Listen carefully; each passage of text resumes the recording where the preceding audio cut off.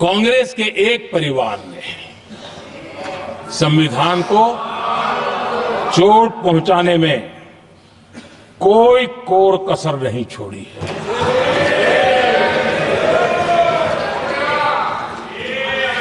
और मैं इसलिए एक परिवार का उल्लेख करता हूं कि 75 साल की हमारी यात्रा में 55 साल एक ही परिवार ने राज किया है।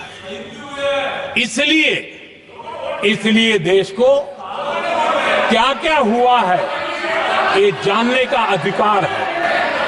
इस परिवार के कुविचार, कुरीति, कुनीति, इसकी परंपरा निरंतर चल रही है। इस परिवार ने संविधान को चुनौती दी है। आदरणीय सभापति जी, 1947 टू 1952 इस देश में इलेक्टेड गवर्नमेंट नहीं थी। एक अस्थाई व्यवस्था थी, एक सिलेक्टेड सरकार थी और चुनाव नहीं हुए थे। और जब तक चुनाव न हो तब तक एक इंटरिम व्यवस्था के रूप में कोई खाका खड़ा करना चाहिए, किया गया था। 1952 के पहले राज्यसभा का भी गठन नहीं हुआ था। राज्यों में भी कोई चुनाव नहीं थे, जनता का कोई आदेश नहीं था। उसके बावजूद भी, और अभी तो संविधान निर्माताओं ने इतना मंथन करके संविधान बनाया था। 1951 में जबकि चुनी हुई सरकार नहीं थी, उन्होंने ऑर्डिनेंस करके संविधान को बदला और किया क्या? अभिव्यक्ति की आजादी पर हमला कर दिया गया।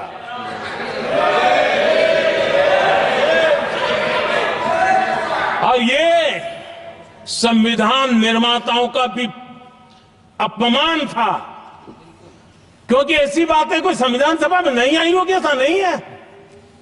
लेकिन वहां उनकी चली नहीं, तो बाद में जैसे ही मौका मिला उन्होंने अभिव्यक्ति की आजादी को, उस पर उन्होंने हथौड़ा मार दिया। और ये संविधान निर्माताओं का घोर अपमान है। मन की चीजें जो संविधान सभा के अंदर नहीं करवा पाए, उन्होंने पिछले दरवाजे से किया, और वो भी चुनी हुई सरकार के वो प्रधानमंत्री नहीं थे, उन्होंने पाप किया था। उसी दौरान उस समय के प्रधानमंत्री पंडित नेहरू जी ने मुख्यमंत्रियों को एक चिट्ठी लिखी थी। उस चिट्ठी में उन्होंने लिखा था, नेहरू जी लिखते हैं, अगर संविधान हमारे, आगे नेहरू जी लिखते हैं, अगर संविधान हमारे रास्ते के बीच में आ जाए, ये नेहरू जी लिख रहे हैं, अगर संविधान हमारे रास्ते के बीच में आ जाए, आगे नेहरू जी कह रहे हैं, तो हर हाल में संविधान में परिवर्तन करना चाहिए। ये नेहरू जी ने मुख्यमंत्रियों को चिट्ठी लिखी। और आदरणीय सभापति जी, ये भी देखिए, 1951 में ये पाप किया गया, लेकिन देश चुप नहीं था। उस समय राष्ट्रपति डॉक्टर राजेंद्र प्रसाद जी ने चेताया, ये गलत हो रहा है। उस समय स्पीकर पद पर बैठे हुए हमारे स्पीकर महोदय ने भी पंडित जी को कहा, गलत कर रहे हो। इतना ही नहीं, आचार्य कृपलानी जी, जयप्रकाश नारायण जैसे महान कांग्रेसी लोगों ने भी पंडित नेहरू ने कहा कि ये रोको, लेकिन पंडित जी का अपना संविधान चलता था और इसलिए उन्होंने इतने वरिष्ठ महानुभावों की सलाह मानी नहीं और उसे भी उन्होंने दरकिनार कर दिया।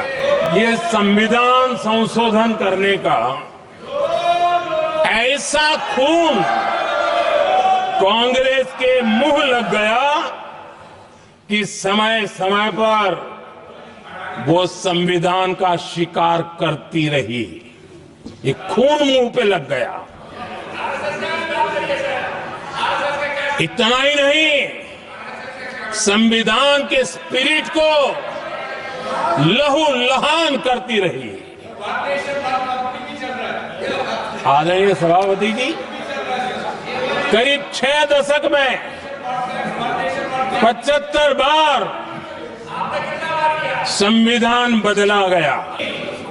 जो बीज देश के पहले प्रधानमंत्री जी ने बोया था, उस बीज को खाद पानी देने का काम एक और प्रधानमंत्री ने किया। उनका नाम था श्रीमती इंदिरा गांधी।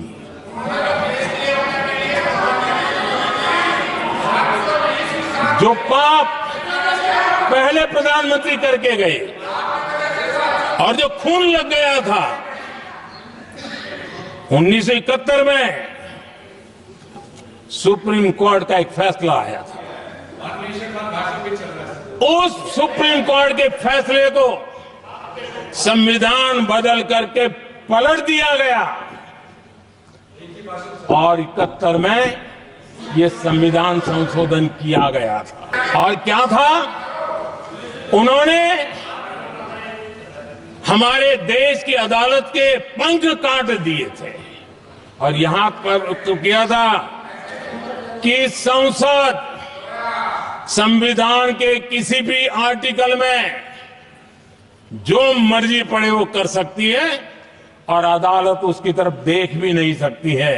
अदालत के सारे अधिकारों को छीन लिया गया था। ये पाप 1971 में उस समय की प्रधानमंत्री श्रीमती इंदिरा गांधी ने किया था और इस परिवर्तन ने इंदिरा जी की सरकार को मौलिक अधिकारों को छीनने का और न्यायपालिका पर नियंत्रण करने का अधिकार दिया, सक्षम बना दिया था। आदरणीय सभापति जी, खून मुंह पे लग गया था, कोई रोकने वाला था नहीं। और इसलिए जब इंदिरा जी के चुनाव को गैर रीति के कारण, असंवैधानिक तरीके से चुनाव लड़ने के कारण अदालत ने उनके चुनाव को खारिज कर दिया और उनको एमपी पद छोड़ने की नौबत आई, तो उन्होंने गुस्से में आकर के देश पर इमरजेंसी थोप दी, आपातकाल लगा दिया अपनी कुर्सी बचाने के लिए। और उसके बाद इतना ही नहीं, उन्होंने इमरजेंसी तो लगाई, संविधान का दुरुपयोग तो किया ही किया, भारत के लोकतंत्र का गला तो घोंट ही दिया। लेकिन 1975 में 39वां संशोधन किया और उसमें उन्होंने क्या किया, राष्ट्रपति, उपराष्ट्रपति, प्रधानमंत्री, अध्यक्ष, इनके चुनाव के खिलाफ कोई कोर्ट में जा ही नहीं सकता है, ऐसा उन्होंने, और वो भी रिट्रोस्पेक्टिव किया। आगे के लिए नहीं, पीछे का भी, अपने पापों का भी उन्होंने। आदरणीय सभापति जी, इमरजेंसी में लोगों के अधिकार छीन लिए गए, देश के हजारों लोगों को जेलों में ठूंस दिया गया, न्यायपालिका का गला दौड़ दिया गया, अखबारों की स्वतंत्रता पर ताले लगा दिए गए। इतना ही नहीं, कमिटेड जुडिशरी, इस विचार को उन्होंने पूरी ताकत दी। और इतना ही नहीं, जिस जस्टिस एहतार खन्ना ने उनके चुनाव में उनको खिलाफ जो जजमेंट दिया था, वो इतना गुस्सा भरा था कि जब जस्टिस एहतार खन्ना, जो सीनियरिटी के आधार पर सुप्रीम कोर्ट के चीफ जस्टिस बनने थे, जिन्होंने संविधान के सम्मान करते हुए उस पीरियड से इंदिरा जी को सजा दी थी, उन्होंने मुख्य न्यायाधीश नहीं बनने दिया। ये संविधान और लोकतांत्रिक प्रक्रिया रही। आदरणीय सभापति जी, यहां भी ऐसे कई दल बैठे हैं जिनके मुखिया भी सारे जेल में हुआ करते थे।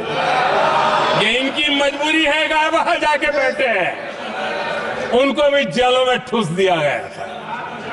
आदरणीय सभापति जी, देश पर जुल्म तांडव चल रहा था, निर्दोष लोगों को जेलों में ठूस दिया जाता था, लाठियां बरताई जाती थी, कई लोग जेलों में मौत के शरण हो गए थे, और एक निर्दयी सरकार संविधान को चूर चूर करती रही।